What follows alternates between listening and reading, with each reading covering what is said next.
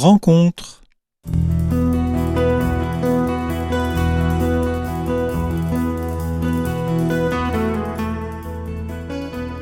Chers amis auditeurs de Radio Espérance, bonjour, nous sommes heureux de vous retrouver aujourd'hui pour une nouvelle chronique Rencontre.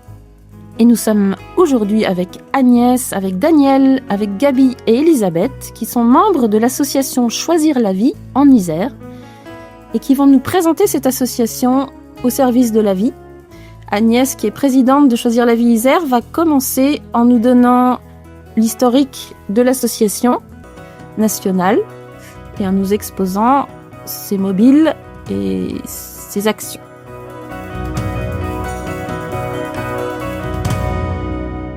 Bonjour Agnès. Bonjour chers auditeurs de Radio Espérance.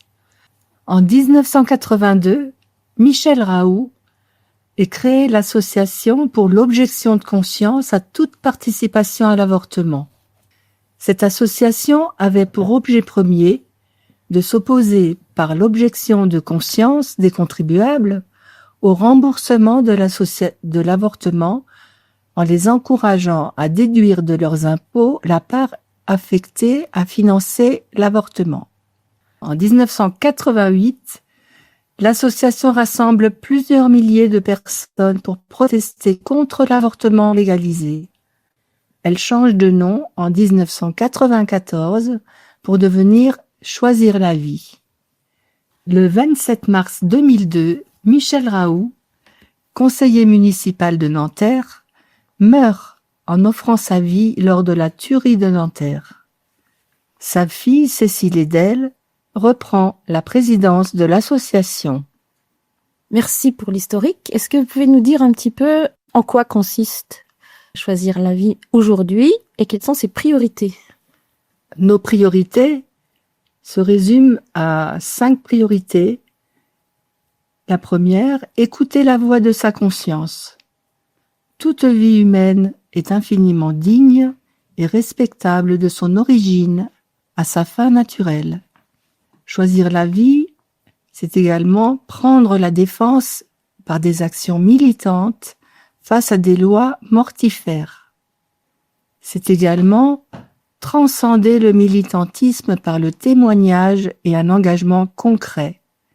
Écouter, comprendre, accompagner, soigner, c'est respecter chaque mère, car prendre soin de la vie naissante passe toujours par une attention dévouée pour celle qui la porte.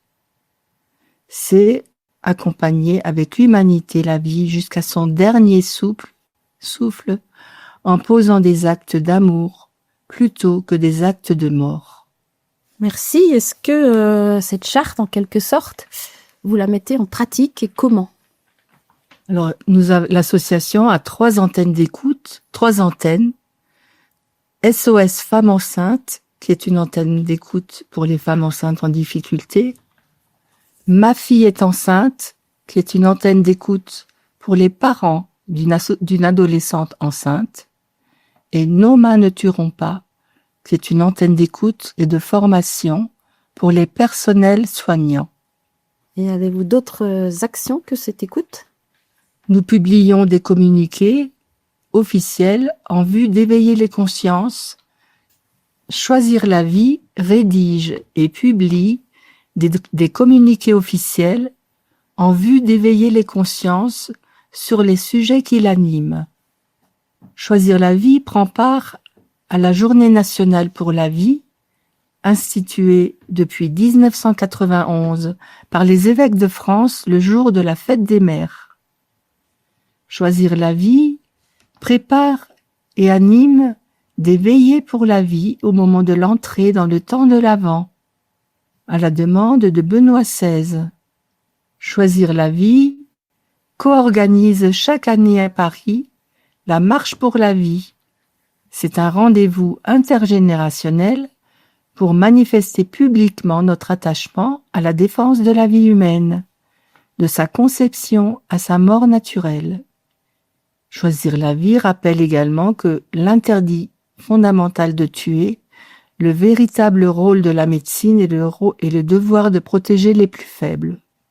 Et Choisir la vie a été le fer de lance de la marche pour la vie, Oui, qu'on lui doit beaucoup. Et vous avez aussi des campagnes, je crois. Vous avez des publications. oui. Vous pouvez nous en dire 2 mots? Nous avons des publications. La dernière campagne en cours à l'occasion des 30 ans de l'évangile, de l'encyclique Evangelium Vitae, est la réédition des actes d'un colloque en lien avec Monseigneur Hayet. Cette publication s'appelle 30 ans d'Evangelium Vitae, l'Église au secours de la conscience.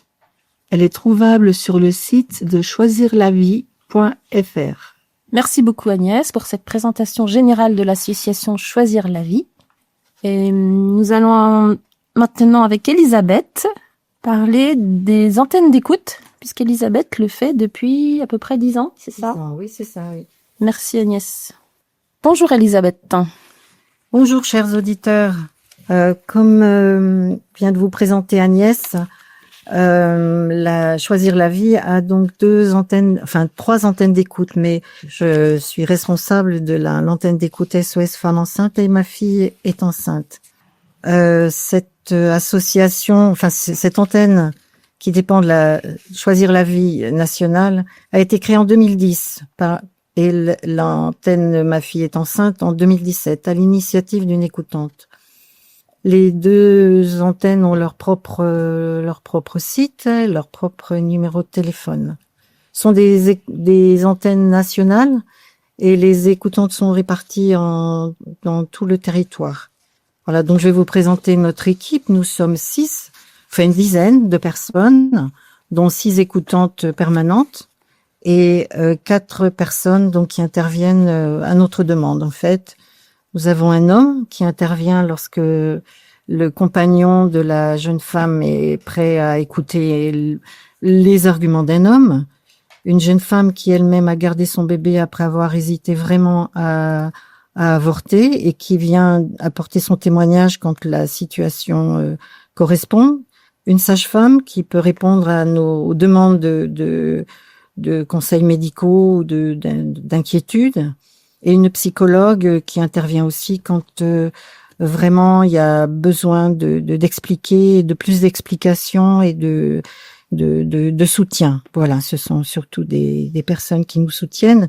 Et nous avons un réseau d'associations aussi, de professionnels, tout un réseau grâce auquel nous pouvons avoir des informations qui sont des relais. Nous fonctionnons en demi-journée ou en journée, de 8h à 20h, et tous les jours. Et Par un relais? Oui, oui, nous avons un numéro de téléphone général qui est basculé sur notre propre téléphone. Mais vous vous relayez. Il y a une permanence quotidienne, mais vous vous relayez. Oui, on se relie, oui. On se répartit la semaine et le dimanche, c'est à tour de rôle. Et alors, quel genre d'appel avez-vous?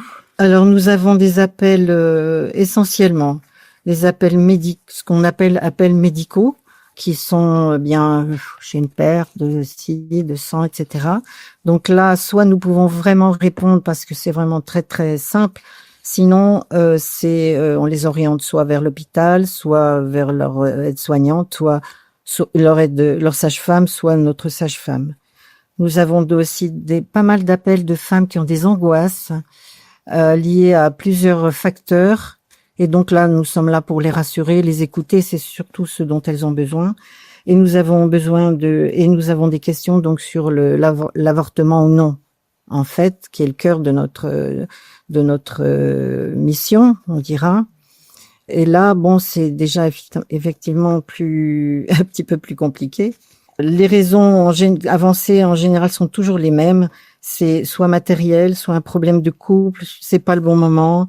Déménagement, changement de situation, etc. Et là, souvent la pression du conjoint ou de la famille. Donc, il faut ramener vraiment la femme à ce qu'est la grossesse. Voilà. Qui est positive à vos yeux et que vous essayez de transmettre ce point de vue. Oui, voilà, de convaincre. On ne cherche pas à convaincre la personne. On essaye qu'elle arrive à prendre conscience elle-même de ce qui l'empêche d'y voir clair. D'abord déjà de leur expliquer qu'il y a un changement hormonal très profond et que les femmes sont un peu plus fragiles, elles sont et puis elles sont sous le choc, bien sûr, parce que De la nouvelle, et du coup comment réagir, et c'est la panique, quoi. Donc comment annoncer ça, et surtout nous ne cherchons pas à convaincre à tout prix, mais à ce que la femme prenne vraiment la conscience que son problème au fond n'est pas l'enfant, que Le contexte n'est pas l'enfant lui-même. ouais, voilà, c'est ça. C'est sa situation qui fait que elle se dit il faut faire ça. Mais nous, on est amené à lui expliquer, oui, à ce qu'elle se rende compte que ça n'est pas vraiment le problème. Et donc après avoir fait connaissance avec elle, en fait, rentrer dans sa vie, presque au plus intime, hein, on établit vraiment une relation avec elle, comme une amie qui vient, qui a un gros souci. Alors à ce moment-là, si la personne, on sent que, ben oui, elle se pose des questions, etc., elle va réfléchir et tout, on lui propose un suivi. Et puis, si c'est un problème de logement, il y a tout un réseau de maisons d'accueil. Si c'est un problème qu'elle a besoin d'être soutenue physiquement, eh bien, il y a des associations où on recherche par tout notre réseau une personne qui habite pas loin de chez elle et qui pourra la soutenir. Et après, ce sont les opportunités qui font le reste, quoi. Et vous ne vous contentez pas d'écouter en leur disant après, débrouillez-vous. Ah oui, non, pas du tout. Et en plus, on leur explique, parce que bien souvent, ils ne savent pas en quoi consiste l'avortement. Donc, on leur explique avec délicatesse, mais vérité, réalité, ce que c'est, qu'on se retrouve seul, voilà, et que il y a un avant, il y a un après, et on peut pas gommer ce qui s'est passé. Ça s'est passé, et on ne pourra jamais l'effacer. Et on parle aussi des conséquences psychologiques post-avortement, post-IVG. Et voilà, syndrome post-IVG, et les conséquences aussi pour la fratrie et le couple. 75% des couples explosent après un avortement. Donc, avec tous ces éléments, eh bien, elles peuvent réfléchir, sachant que la situation, même quand elles disent c'est bon, etc., en fait, on n'est jamais sûr vraiment jusqu'au dernier moment qu'elles aient vraiment choisi de garder, parce que il y a les pressions, il y a les questions. Enfin, c'est bien quand ça tourne. Eh bien, un jour c'est oui, un jour c'est non, et donc on est là. Très compliqué pour elles, et vous êtes là pour les rassurer, voilà, pour les écouter avec bienveillance. Oui. Toujours sans jugement. Toujours sans jugement. Absolument. Quelle que soit la décision. Oui. Vous pouvez nous dire un mot des conséquences psychologiques post-IVG? La dépression, la perte de confiance en soi. Ça peut aller jusqu'au suicide. Il y a pas mal de témoignages maintenant qu'on peut trouver sur Internet sans problème. L'anorexie, des choses comme ça. Et une profonde tristesse. En fait, on vient de découvrir que quand le bébé, il y a un échange sanguin entre la mère et l'enfant, et il reste toujours une partie de l'ADN de l'enfant dans le sang de la mère, et qui va dans toutes les cellules, ce qui fait elle porte ça jusqu'à la fin de sa vie. Et c'est pour ça qu'il y en a qui, à 70, 80 ans, le jour où elles ont avorté, eh ben, c'est une journée de deuil. Et puis on leur dit, vous allez voir des femmes enceintes, puis vous allez voir un berceau, la fête des mères et tout, et vous allez calculer, il serait né tel jour, etc. Il aurait quel âge? Et il aurait quel âge, et voilà. Tout ce que vous voulez leur éviter en les aidant, voilà, les écoutant, elles perdent souvent sur les deux tableaux, et elles perdent pour elles-mêmes beaucoup déjà. Vous pouvez nous donner le numéro de votre antenne d'écoute? Oui, bien sûr, 09 62 69 22 04, de 8h du matin à 20h le soir, tous les jours. Et vous pouvez laisser un message, mais on vous rappelle, ou si on a manqué votre appel, on peut vous rappeler. Voilà. Donc je répète, l'antenne d'écoute de SOS Femmes Enceintes de Choisir la Vie, est le 09 62 69 22 04. C'est le même pour Ma fille est enceinte. Donc pour les parents de ceux qui constatent que leur enfant est enceinte, voilà, et qui sont démunis. Voilà, qui sont un peu perdus, et savoir un petit peu comment ça se passe. Merci beaucoup, Elisabeth. Nous sommes maintenant avec Gabi, qui va nous donner un témoignage de ce qu'elle a vécu avec quelqu'un qui avait justement appelé cette antenne d'écoute SOS Femmes Enceintes et qu'elle a pu aider à sa façon. Et elle va nous raconter comment. Bonjour Gabi. Bonjour, chers auditeurs de Radio Espérance. Alors Gabi, qu'est-ce qui s'est passé? Racontez-nous. Qu'est-ce qui s'est passé? J'ai eu un jour un coup de téléphone d'une dame. Je savais pas exactement qui c'était, mais je pense qu'elle était de Choisir la vie. Et elle nous a demandé si on pouvait accueillir une jeune femme qu'ils ont trouvée dans la rue avec 2 valises et qui ne savait pas où aller, qui était complètement perdue. Et Qui attendait un enfant. Qui attendait un enfant, et qui était enceinte. Alors bon... Est-ce qu'elle avait été rejetée par sa famille ou... elle était mariée, mais son mari était très violent. Et elle voulait mettre un terme à cette violence.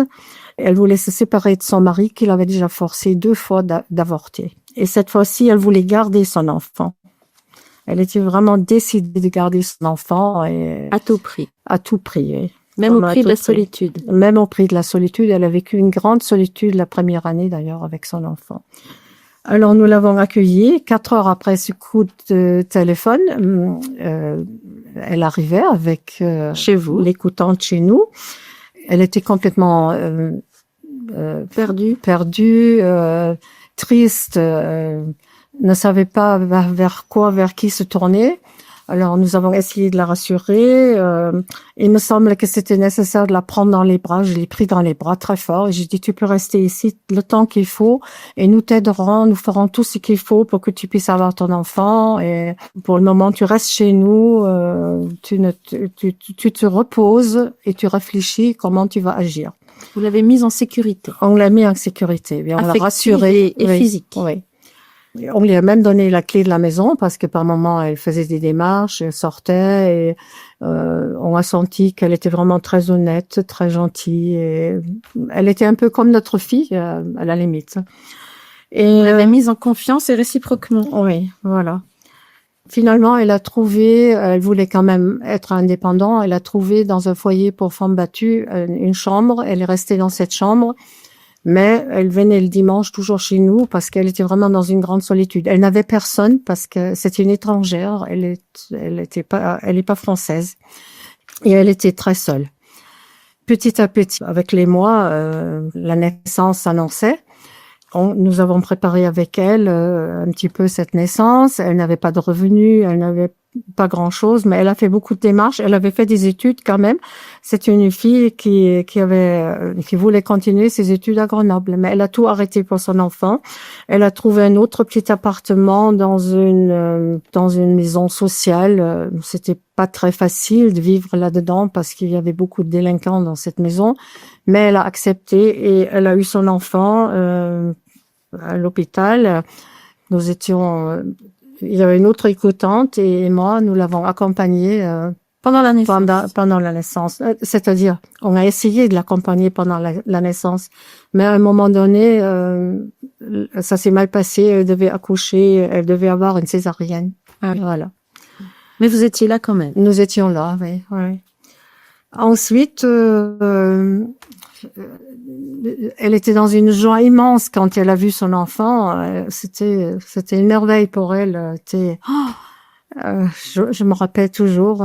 Elle avait les larmes aux yeux. Elle était là autour de son petit. Elle est retournée dans son appartement là. Mais vous l'aidiez toujours. Oui, on a toujours été là quand il y avait quelque chose. Finalement, elle a eu des petits revenus. Je pense que c'était le RSA ou quelque chose comme ça. Et elle a pu avoir un appartement en ville, un petit appartement qu'elle s'est arrangé. Elle a acheté des petites choses. Elle a tout arrangé pour son enfant. Il y avait que son enfant qui comptait. Et elle est restée pendant 3 ans, je pense, dans cet appartement. Elle a mis son enfant dans l'école des environs. Elle a pris un travail pour être près de son enfant, qu'elle puisse s'occuper de son enfant. C'était vraiment très touchant. Et vous étiez toujours là. Oui, on était toujours là. Et puis, on est toujours là encore aujourd'hui. Parce que Alors que l'enfant a quel âge? l'enfant a 8 ans maintenant. Et vous le suivez Ouais. toujours, ainsi que Ensuite, sa maman. C'est-à-dire, entre-temps, elle s'est remariée, elle a eu un 2e enfant et il semble que tout va bien. Mais on se voit, on se contacte régulièrement. Elle est très attachée à vous. Bon, je pense, oui. Et réciproquement. Et vous étiez là au moment où il fallait. Oui, Grâce je pense que c'était vraiment, on était un peu la bouée de sauvetage. Au moment où il Mais fallait, avec grâce à la... Mais vraiment avec plaisir, ça nous a fait plaisir. C'était pas lourd. Vous m'avez dit avant l'émission qu'elle avait dit qu'elle ne vous laisserait pas tomber à votre vieillesse. Ah oui, elle m'a dit ça. C'est quand même touchant. C'est très très touchant. Oui. Elle m'a dit ah non, quand vous ne pouvez plus vous assumer vraiment, mais moi je serai là, je vous aiderai. Voilà, Merci, mot de la fin.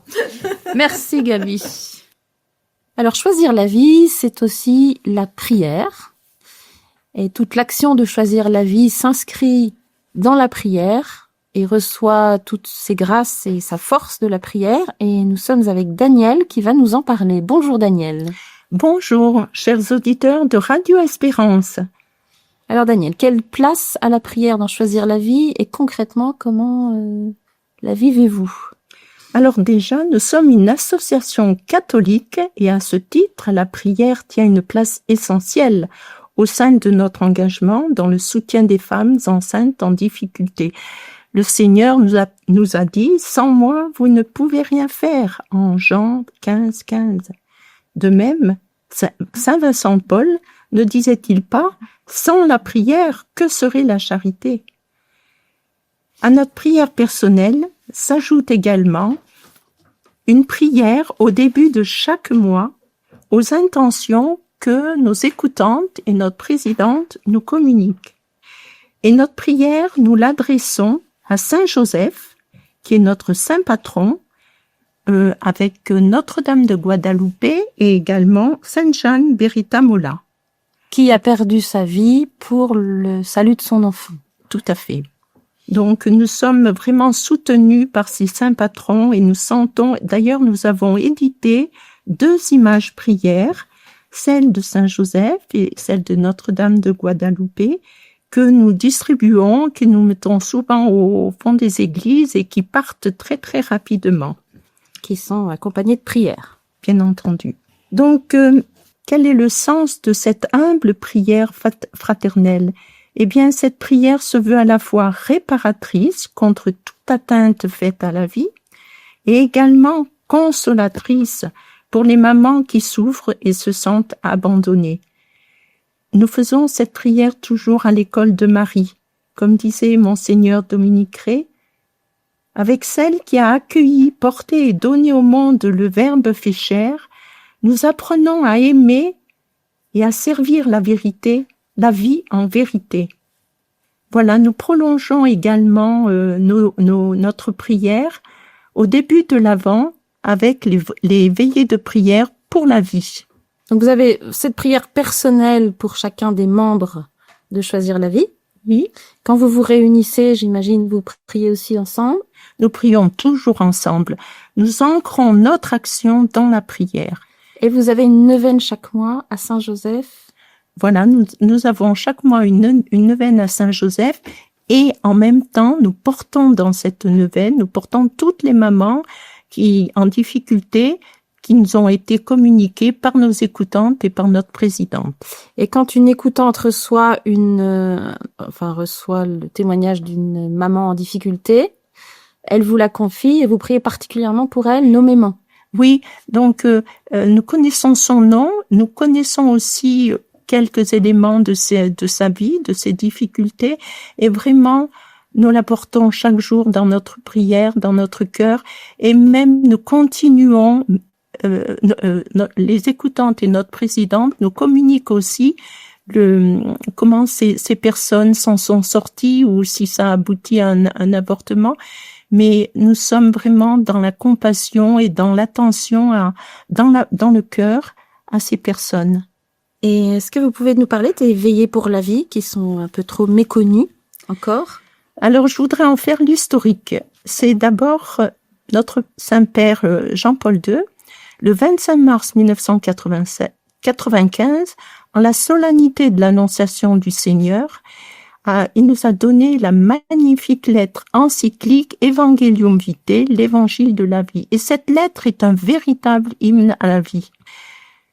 Saint Jean-Paul II, je cite Saint Jean-Paul II, qui nous dit « La vie étant sacrée, elle est dotée d'une inviolabilité inscrite depuis les origines dans le cœur de l'homme, dans sa conscience. Il est urgent de se livrer à une mobilisation générale des consciences et un effort commun d'ordre éthique pour mettre en œuvre une grande stratégie pour le service de la vie. Une grande prière pour la vie qui parcourt le monde entier est une urgence. » À la suite de Saint Jean-Paul II, le 27 novembre 2010, le pape Benoît XVI, à l'occasion d'une veillée pour la vie naissante, nous a fait une belle homélie et il nous invite, avec toute l'Église, nous voulons célébrer solennellement. Vous citez Benoît Je XVI. cite Benoît XVI. Avec toute l'Église, nous voulons célébrer solennellement une veillée de prière pour la vie naissante. C'est justement le début de l'année liturgique qui nous fait revivre l'attente de Dieu qui se fait chair dans le sein de la Vierge Marie, Dieu qui se fait petit, qui devient un enfant. Ainsi, l'incarnation nous révèle dans la lumière intense et de façon surprenante que toute vie humaine a une dignité très haute, incomparable. Donc ça, en 2010, le pape Benoît XVI nous invite à cette prière en début de l'Avent pour la vie. Voilà. Et à la suite de cette invitation, l'année suivante, en 2011, le jeune Éric Angier de Logéac fonde, avec l'aide d'un groupe d'amis, une plateforme sur Internet pour répertorier, promouvoir, faciliter l'organisation de ces veillées pour la vie. Et cette plateforme s'appelle les Veillées pour la vie. Vous pourrez y trouver tous les renseignements pour en organiser une, à savoir louanges, prières, adorations, témoignages, textes. N'hésitez pas à consulter ce site, les Veillées pour la vie. C'est un peu clé en main. Quand on va sur ce site, il y a vraiment tout ce qu'il faut pour organiser ces veillées auxquelles nous a invité le pape Benoît XVI. Voilà, tout est facile, c'est bien expliqué, vous ne pouvez pas avoir de grandes difficultés pour en organiser une chez vous, dans votre paroisse. D'autant plus que c'est toujours à la même date, donc c'est facile à retenir. C'est toujours le samedi soir qui précède le premier dimanche de l'Avent. De la même manière, cette année, nous avons organisé une veillée de prière à l'église Saint-Louis à Grenoble. Et il y a eu également une veillée de prière le vendredi à Saint-Blaise avec une nuit d'adoration. Et le dimanche, dans 2 paroisses, nous avons offert la messe qui a été célébrée pour la vie. Voilà, on peut Benoît XVI inviter à l'adoration précisément pour combattre la culture de la mort. Ça peut être aussi effectivement des messes qu'on offre. Ça peut être un chapelet, ça peut être ce qui est à votre portée dans votre paroisse. Et vous pouvez à chaque fois le noter dans le site des Veillées pour la vie, qui répertorie sur une carte de France toutes les initiatives à cette intention. Daniel, est-ce que vous pouvez conclure? Je crois que vous voulez nous dire un petit mot de la prière de Saint Jean-Paul II pour la cause de la vie. Est-ce que vous pouvez nous en donner la première phrase? Oui, avec grande joie. Ô Marie, aurore du monde nouveau, mère des vivants, nous te confions la cause de la vie. Regarde, ô mère, le nombre immense des enfants que l'on empêche de naître. Fais que ceux qui croient en ton Fils sachent annoncer aux hommes de notre temps, avec fermeté et avec amour, l'évangile de la vie. Merci Daniel, merci de nous encourager à s'éveiller pour la vie, à cette prière comme base de tout finalement et de toute action. J'ajoute un petit mot sur l'association Choisir la vie Isère. Elle veut surtout redonner à la maternité si fragilisée de nos jours toute sa place dans la voie de la femme, accueillir toute détresse et aider les femmes enceintes à discerner tout en respectant la liberté, donner des informations objectives et apporter une réponse d'espérance et de vérité ainsi qu'une aide concrète à toutes les mamans en difficulté. Et cette association fait venir aussi des intervenants pour des conférences pour éveiller les consciences.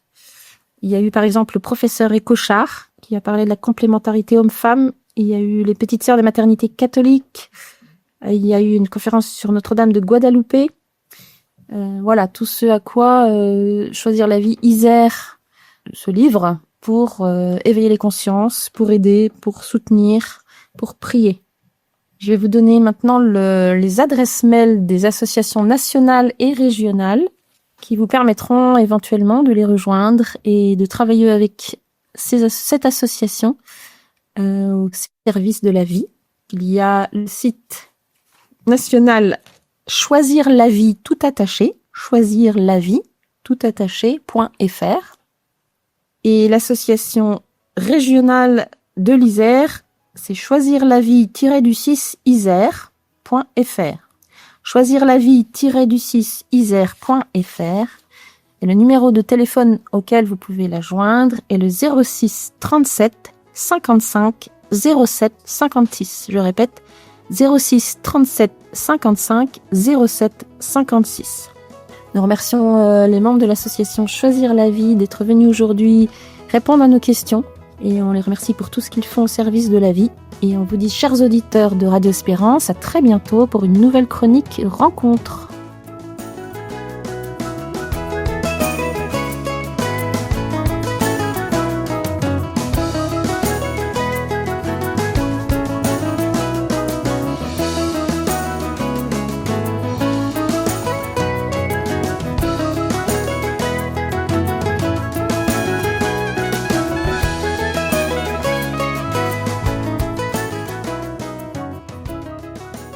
C'était Rencontre.